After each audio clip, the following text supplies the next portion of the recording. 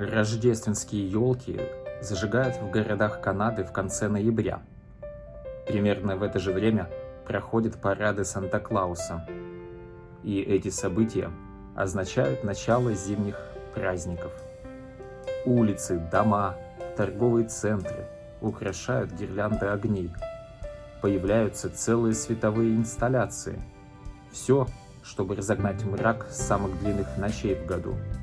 А празднование Рождества и Нового года дает возможность оставить все плохое позади и устремиться в светлое будущее. Наверное, сложно здесь на санях зимой передвигаться. Снега нет. Хотя время что ни на есть зимнее, конец декабря. Весь декабрь елочные огни и огни инсталляций будут украшать улицы.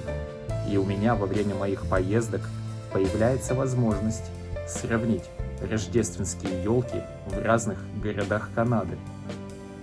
Вы видите зеленые листья рододендрона, цветы на газонах и фонтаны, которые не отключают на зиму. А снег только нарисованный. И уже догадываетесь, что я в Британской Колумбии. А город, с елок которого мы и начнем осмотр, называется Виктория. Это елка в торговом центре. Пройдемте на городскую площадь. Здесь тоже световая инсталляция. Кирпичное здание – это мэрия или сити-холл по-местному. А на городской площади волшебный лес огней. Вход свободный. Все благодаря спонсорам. Народу, на удивление, немного. Но постоянно слышно «Вау!».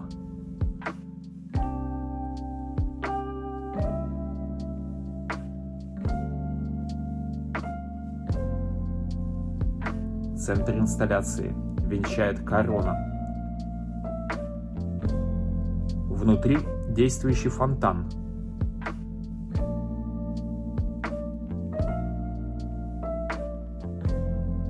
И стелла с Дон Кихотом, победившим дракона.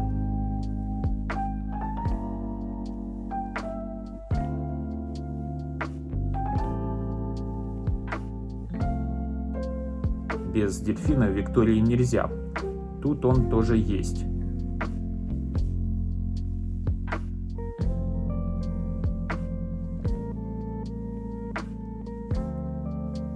Также есть и Пайфан. Китайская триумфальная арка. Тоже неспроста. Местный Чайнатаун самый старый в Канаде.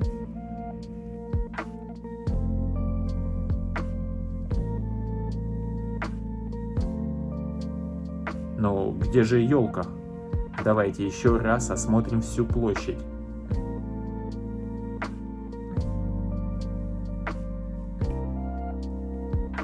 Елочка из огней не рождественская, а декоративная, не то. Приходится отправляться на поиски.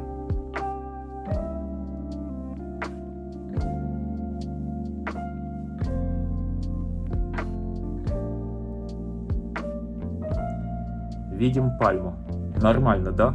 В Канаде в декабре пальмы зеленые.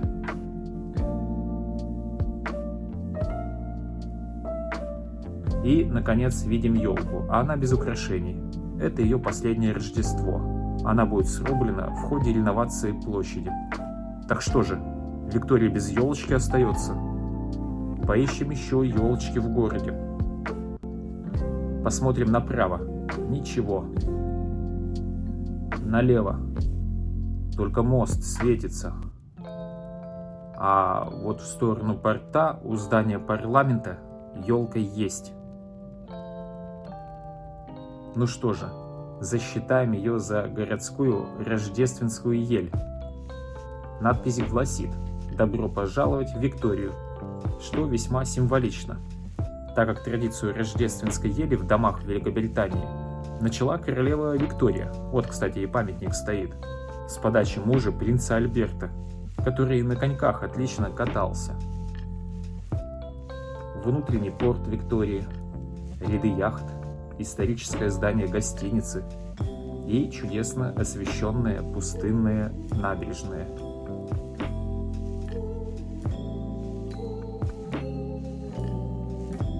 Да, Канада на Рождество может выглядеть и так.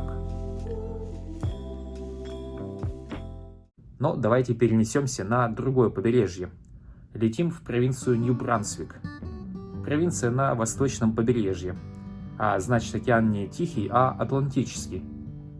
Североатлантический. В день прилета здесь снег. Пейзажи за окном автомобиля напоминают мне Удмуртию, откуда я родом. Холмы, покрытые хвойными деревьями. Нью-Брансвик – самая лесная провинция Канады. 80% территории – леса.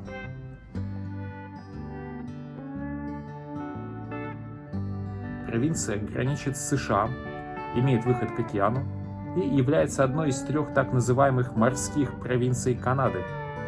Я прилетел в небольшой город Фредериктон.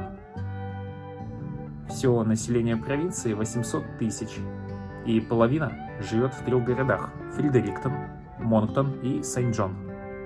Все города в пределах 2 часов автотранспортом, так что можно выбрать аэропорт, исходя из удобства авиаперелета. А затем до нужного города уже на машине добираться, что я и сделал, и теперь еду в Сент-Джон. Его я отметил желтой звездой. Звезда – это символ акадийцев. Акадийцы – потомки французских колонистов, которые депортировали англичане в 1755 году. Так что если где в Канаде или США увидите на доме пятиконечную звезду, знайте, это не тимуровцы, а потомки акадийцев. Тем временем мы доехали до Сент-Джона. Красивый город. Вечером после работы мы опять пойдем искать городскую елочку. Одна уже видна из окна отеля. Но я должен упомянуть, что Нью-Брансвик – это самая бедная по доходам населения провинция Канады. Медианный доход семьи после уплаты налогов всего 62 тысячи канадских долларов, в то время как в среднем по Канаде 73 тысячи. Ну а в Альберте 83 тысячи. Вы можете спросить, а при чем тут доходы и елочка? Погодите, увидите сами. Из окна отеля также открывается вид на порт. Огромные портовые краны производят впечатление. Под стать им и большущая ель. Но это не живое дерево, а растяжки гирлянд на гигантской металлической мачте. Чем-то напоминает оснастку кораблей. И стоит на бетонной набережной в порту. Слышен плеск воды, а не рождественские мотивы. И становится понятно, что эта елочка не для людей, а для кораблей. Чтобы найти елочку для людей, надо идти на городскую площадь. Сегодня к вечеру весь снег растаял. Теплым ветром с юга подуло, и температура в декабре больше 10 градусов тепла. Так, а где же елочка? Сразу и не заметишь. Вот она.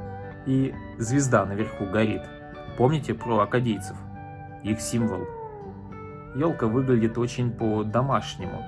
Невелика по размеру для городской и украшена просто. Гирлянды и ни одной елочной игрушки. Берегут городской бюджет. Лишних денег нет.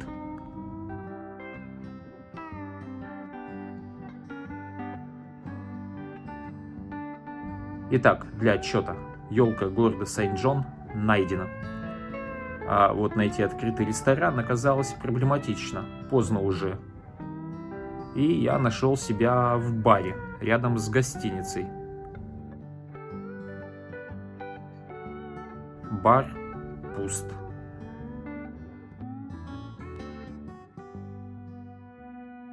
Следующее утро встречает надписью в лифте, что четверг – это малая пятница. Едем назад во Фредериктон. Там елочку еще в ноябре зажгли. А обещают не только елку, но и украшенный к Рождеству центр города. Навигатор озадачил. Местные пешком 113 километров за один день проходят, всего с 2 остановками.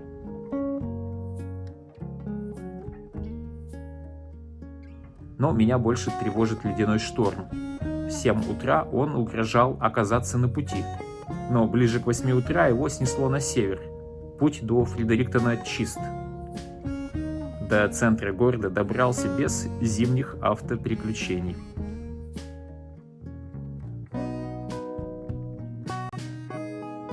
В центре, прямо на набережной, кирпичное здание мэрии. Погода все еще выше нуля, снега нет. Дождь закончился, за что спасибо. Опять видим акадийскую звезду, теперь на флаге.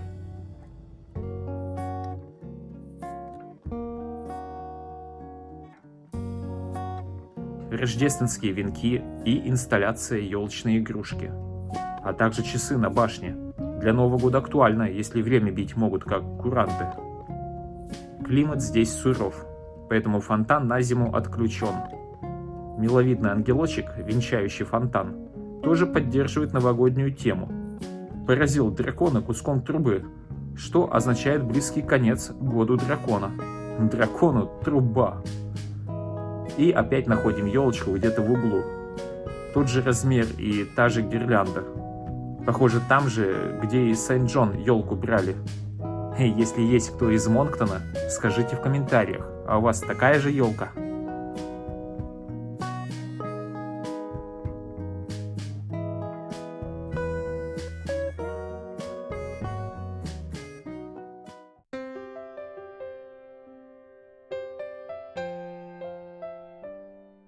Центр города невелик. Туристических улиц одна вдоль реки и одна поперек. Заглянем в витрины магазинов и кафе. Проверим, как к зимним праздникам подготовились.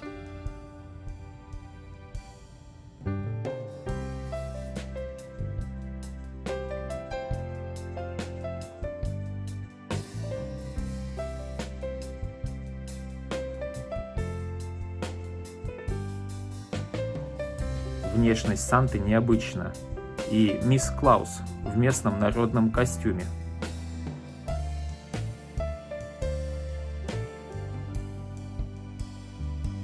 Решил зайти и погреться кофе. Но в веганском кафе латте не делают. Пришлось дойти до Джонни Джава кофейни.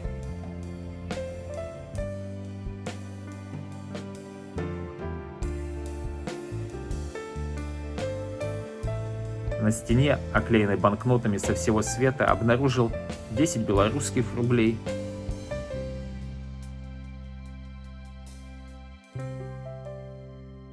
5 советских рублей и 1 гривну. До чего же дизайн банкнот недолговечен, а вот традиции пить кофе и украшать елочку уже многовековые. И, кстати, в разных странах по-разному. Где-то кофе пить начали раньше, чем елку украшать, где-то наоборот. Пришло время лететь домой. Опять декорации в аэропорту и картина с местным колоритом. До свидания, Нью-Брансвик. Летим в Торонто.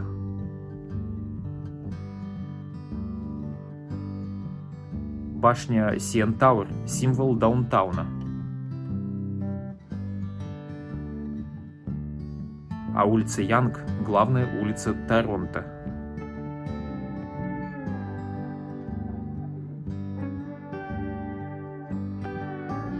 Здесь же в центре Торонто, на пересечении улиц Янг и Дандас, находится самая знаменитая площадь Канады, которую сравнивают с нью-йоркской Таймс-сквер. Называется площадь Янг и Дандас. Рекламные экраны, толпы народа. Действительно, есть что-то общее с Таймс-сквер. Но елочка на этой площади не попадает ни в какие топовые рейтинги.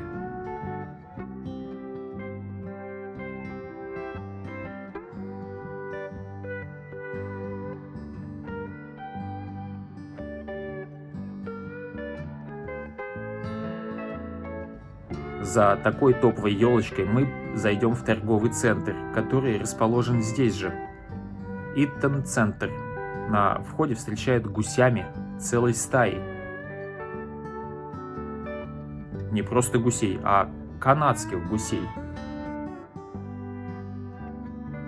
За гусями олень, а вдали и елочка видна.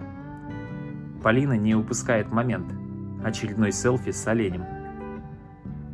С елкой селфи почти невозможно сделать. Ее высота в 35 метров не позволяет все в кадр уместить. Только в вертикальное видео, если издалека влезает. Пройдем поближе. И упираемся в стену огней. И звезда наверху. Вот такая вот самая высокая новогодняя елка Северной Америки. Но и она не главная городская елка. До главной елки пешком еще 10 минут.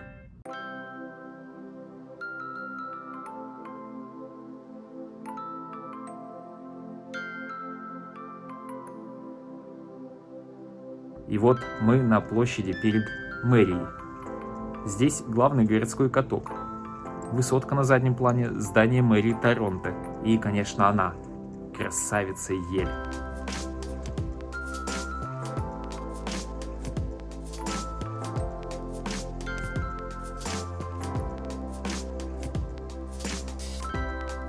И напоминание про год дракона. Он еще в силе по китайскому календарю.